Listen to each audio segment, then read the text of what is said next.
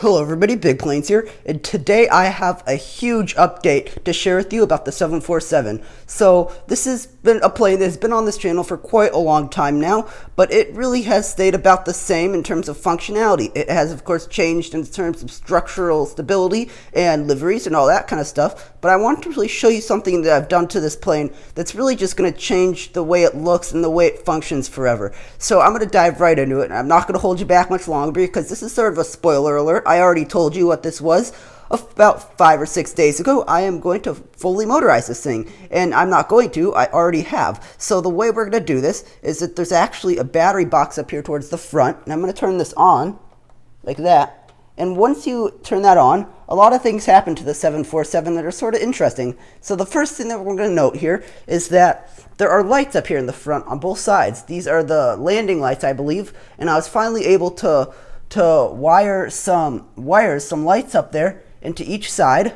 So now that functions even more. It gives it a bit more of a character.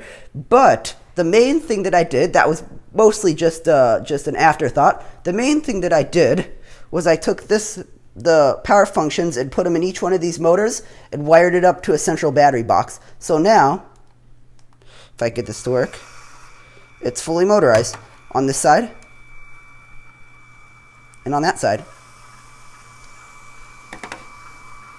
So what this allows me to do is control each set of engines, set of two, individually from this remote controller here. So as you can see, I can control the speed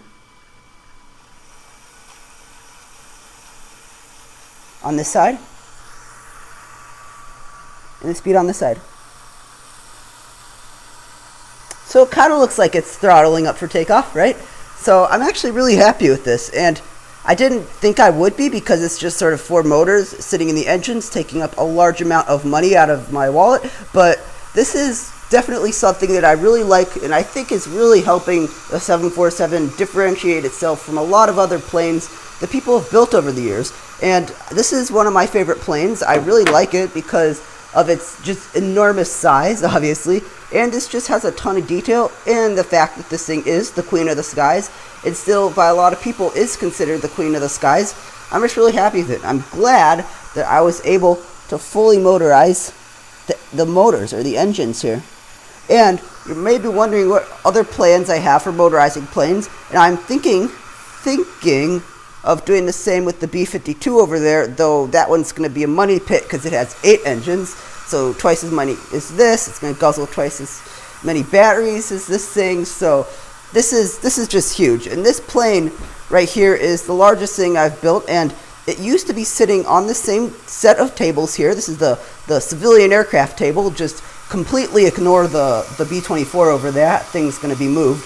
But you can see that the Connie's over here, and of course the massive 747 is over here. So what I'm planning for this table, and I might still have to arrange some things so we can get this just right, but what I'm actually thinking is that we're going to move the Connie out here, and back here we're going to need to fit 3 planes.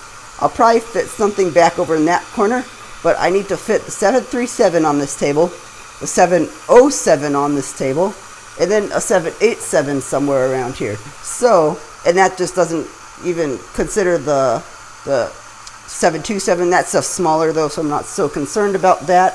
So that's just sort of going to be the space orientation over here. I did move all the large military stuff over here for a reason. I wanted to get it out of the way of the civilian aircraft, since people on this channel seem to like the civilian aircraft more than the military aircraft. That's just an observation that I've made, and I think motorizing these planes will give them a bit more of a character, if you ask me. But I think they'll really help at conventions as well to draw more people in, and just to help get more attention to this already very large plane.